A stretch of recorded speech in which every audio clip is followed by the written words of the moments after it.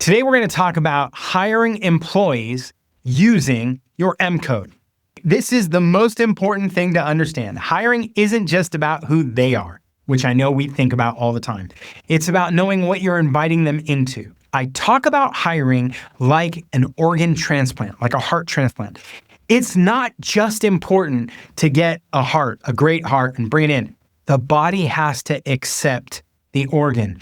And too often we spend so much time checking out the candidate, making sure they're the perfect candidate. We forget that we're bringing them into a context that already exists. So step one, understand your own organization. What do I mean by that? Well, you will hear me often say, be clear on what's fixed and flexible. And you may go, I don't understand what you mean by that. Well, we're going to dig into what's fixed and flexible in your organization. When we talk about what's fixed, we're talking about things that aren't going to change, your org chart, how decisions get made, the core mission or the non-negotiable values, specific role responsibilities that have to be there. You would say, this is where we draw the line in the sand. If you're in regulatory compliance, for example, you can't be loosey-goosey with the rules. Like, you just can't. It is fixed. There's no two ways about it. Someone says, but I'm a creative person. I don't care. You're in a job where we have to make sure that we don't all go to jail, right? So fixed is super clear. We're able to understand that. The problem is, often we think everything is fixed, and that's not true. There's a whole bunch that is flexible. What about work style? Do we do things more independent or more collaborative? That's a choice. Communication preference. Are we more detailed or more high level? Managerial approach. More hands-on or more autonomous? Whether someone needs to really look busy or deliver results. I worked in an organization where people had to be in the office for 8 hours every day, or they wouldn't be believed that they were doing their job. And I also worked in an organization where people didn't come to work for 4 or 5 days out of the month. But they were sales guys and they knew that all the deals really closed in the last 10 days of the month. So that's when they worked really hard and all day and all night. So you need to understand in the flexibility of things, what are you flexible with? In your org, what are you open to? Because you may be able to hire people that function and work differently and not worry about it, right? Most mistakes in hiring happen right here because we treat preferences like policy. Let me say that one more time. Most hiring mistakes happen right here because we treat preferences like policy. What M code does is it reveals what drives someone, not what they can do, but what moves them, how they're wired, right? And when you understand your team's motivation and you understand what energizes them, then you can say, okay, I understand what kind of candidate will fit into our team and into our organization naturally. So I want you to do this thought exercise for just a minute. I want you to imagine two teams. Imagine both teams are trying to hire a marketing manager. Team A is visionaries and influencers. They're all focused on innovation and persuasion and rapid execution. Team B is optimizers and orchestrators. They're all about process, precision, planning, systems, same job title, but totally different people will fit in each of those teams. And you could read the description, you can read the resume of a perfect fit for Team B, but they're going to flail in Team A, and the same the other way around. If you skip this step, what's fixed and what's flexible, you will chase skills. Then you will actually miss what makes someone stick. So let's assume that you have done the work to understand your own team, your own organization. Now let's understand the job. I say this in just about every webinar, just about every time I'm talking to people, right? You can have the same role and have different approaches to that role. It is as if you were watching baseball players. They all get up on plate, right? And they all are looking to hit and get on base. But that doesn't mean they don't have different sweet spots. Some people will hit low and outside. Some people will hit high and inside. They have different sweet spots, and there's no problem with that. We don't discount a player because they don't have the same sweet spot as another. So when you think about job descriptions and you sit here writing skills and experience and maybe even soft skills, you're missing the most important part, which is how someone might approach the role. They're each going to approach it differently. So if you take any role, sales, support, operations, marketing, different people will approach that job differently. Let me show you what I mean. Take a look at this chart. I know it's small, you don't need to read everything on it, but take a look at this chart. This is the work that a salesperson would do. And if we zoom in on just that left column, you're going to see the core work that is involved with being in sales. Prospecting, needs assessment, objection handling. You can see it. Now let's move over and take a look at how a learner would do that job. And as you read through it, just take a look through that column of learner. You're going to see one particular way that someone does that job. Now, let's look at how they handle objections. Because a learner is going to be like, hey, I want to grab all the objections that my org has ever heard, and I want to put them together in a nice database, and I want everybody to learn all the objections. But now let's move over to the driver, right? And let's look at what the driver does with objections. The driver doesn't pre-prepare. He doesn't spend all his time studying a database. The driver's like, I love challenges. Throw it at me. Give it to me. Let's see if I can do it. They're wired differently. It would be ridiculous for us to say, let's just write a fixed articulation of how this job should be done and only look for people that do it in the way that we imagine it should be done. Yet that's what most people do. Instead, we want to be able to say, hey, these are the objectives, this is what we're going for. These are the things that are fixed and really important, but then look at all the different ways we might approach this. So I want to start thinking about job descriptions as ways to describe motivational patterns. I don't have to say you have to be a learner, you have to be a driver, but ways to describe, you might do it this way, you might think about this, you might be someone who works this way. And while we show you what 8 different kinds of people would do this job, and normally we're going to see 3, 4, maybe 5 ways that really make the job productive and fit with your team. So we start shaping the job differently. We start making the job available. And this brings me to a really, really core point, which is to say this. Instead of trying to find the perfect candidate that fits to a fixed job description, why wouldn't you find a great candidate and then adjust the job description to fit them? This image highlights that I can shape a job 8 different ways for 8 different kinds of people. And it's not just in sales, in case you were wondering. We do the same thing for marketing roles. We do the same thing for software engineers. And we do the same things for customer support. When you take a look at the left, you see the factors in customer support: issue resolution, customer communication, usage of a knowledge base, how you handle escalating issues. These are things that support people do. But when you look at the 8 different dimensions of motivation, you see 8 different ways to handle that job. The point is that we can shape the job for the person, not find the perfect person that fits our fixed and specific job description. So don't just describe the job, describe the energy. Here are some examples. This role is great for someone who's energized by iteration and precision. Man, if you're an optimizer reading that, you're going to go, this is fantastic. I love this job. Or I might write, this is ideal for someone who wants to lead, shape outcomes, and rally a team. Oh, the driver and the influencer are going to say, yep, that's up my alley.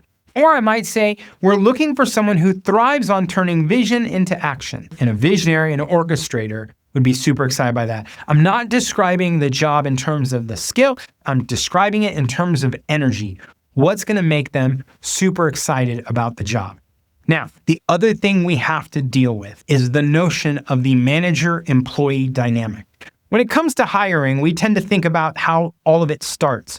But let's for a second think about how it ends.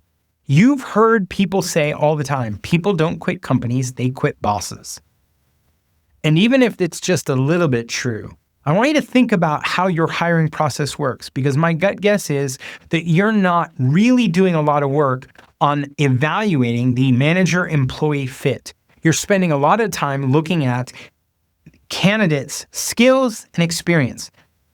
But people don't quit because of skills and experience matches. They quit because the culture and their boss aren't the people they want to spend their time working with. So how do you take a look at that? How do you do something about that? Well, first is to acknowledge most friction happens between people, not tasks. When things go sideways, it's not the task, it's not the effort, it's not the assignment, it's not the project, it's the people, it's the relationships. And normally it's motivational misalignment. We will often tell you what drives you shapes what you expect. Now that's a fancy way of saying what your mom told you, which is treat others the way you would like to be treated, which is bad advice, especially when it comes to hiring, because what we ought to do is treat others the way they want to be treated, not the way we want to be treated. But what drives us often sets our expectation. So if we are achievers that we understand and are driven by competition and excellence, if we are drivers, we understand obstacles and challenges. If we are learners, we understand analysis and research, and we tend to think that the other people want it the way we want it. That's not true.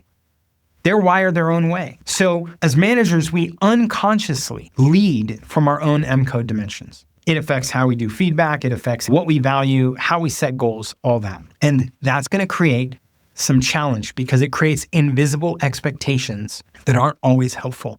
And they're definitely not helpful when you as a manager are wired one way and you hire someone who's wired differently. So let's take a look at some examples. The driver manager and the relator employee. The manager wants results. The employee wants connection and context. Manager sees hesitation. The employee feels rushed and undervalued. That's not going to work. Visionary manager, optimizer employee. Manager is big picture, future focus. Employee wants clarity, process, structure. Manager thinks they're being innovative. Employee thinks it's chaos. Now, when I say these aren't going to work, what I mean is these aren't going to work if left to their own devices. If no one pays attention to any of this, doesn't talk about this, we're going to end up with an employee saying, my boss is crazy, a lunatic, unwired, doesn't know what we're doing, doesn't get it. We like to say lots of bad things about them. And the employer, the manager is going to say the same thing about the employee. But this isn't personal.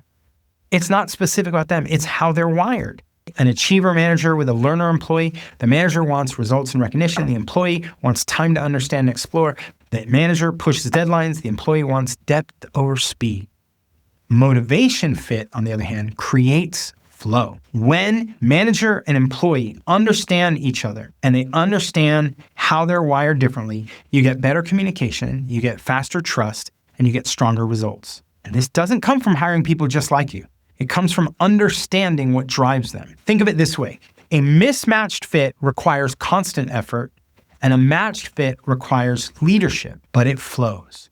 If I can understand who I'm hiring and why I believe we can fit, if I can create alignment there, then yeah, I still have to lead, but it's going to be a lot easier than if I have to consistently and continuously sit down and provide feedback. So this is a report. We call it the Job Fit Report. And what I want to do is highlight the power of this Job Fit Report.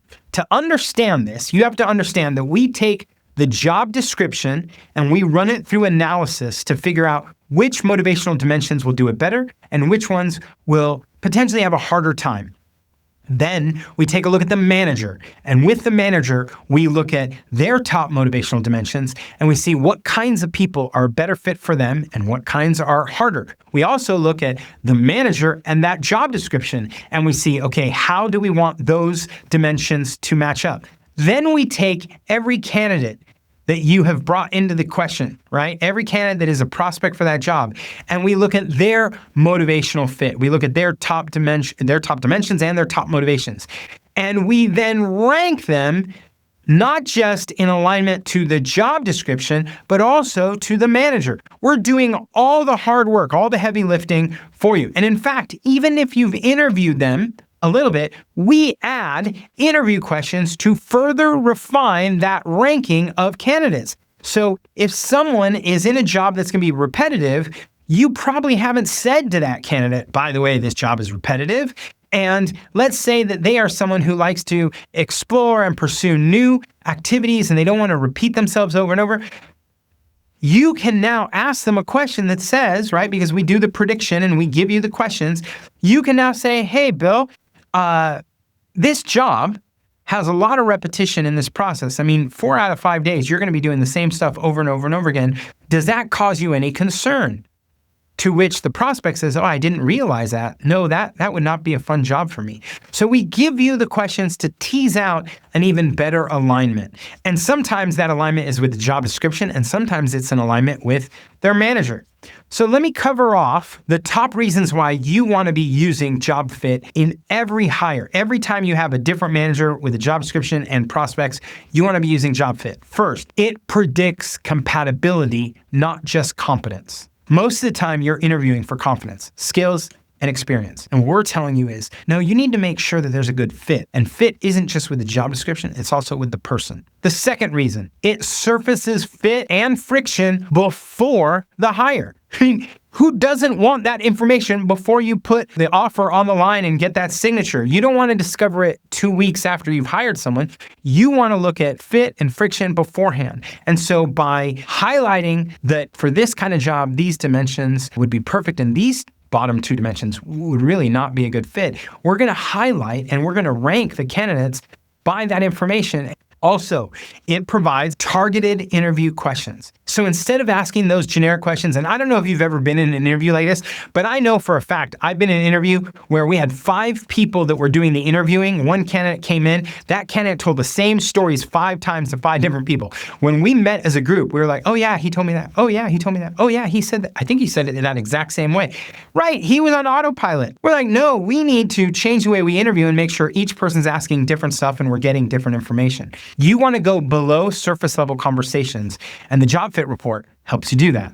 And then, of course, the last reason, it strengthens manager awareness. I can't tell you what happens when a manager reads the job fit report and realizes that they're saying, hey, some people would be better fit because of the way this manager is. That's not making a statement about the candidates. It's making a statement about the manager. And sometimes the manager has some blind spots that then they read their job fit report and go, oh my gosh, they're right. This couldn't be more accurate explaining who I am. And also, wow, I didn't realize I came off that way. So it gives them better awareness. All of these reasons are reasons why you should, when you're hiring, take a look at our job fit report because it makes M Code super practical in your next hiring role.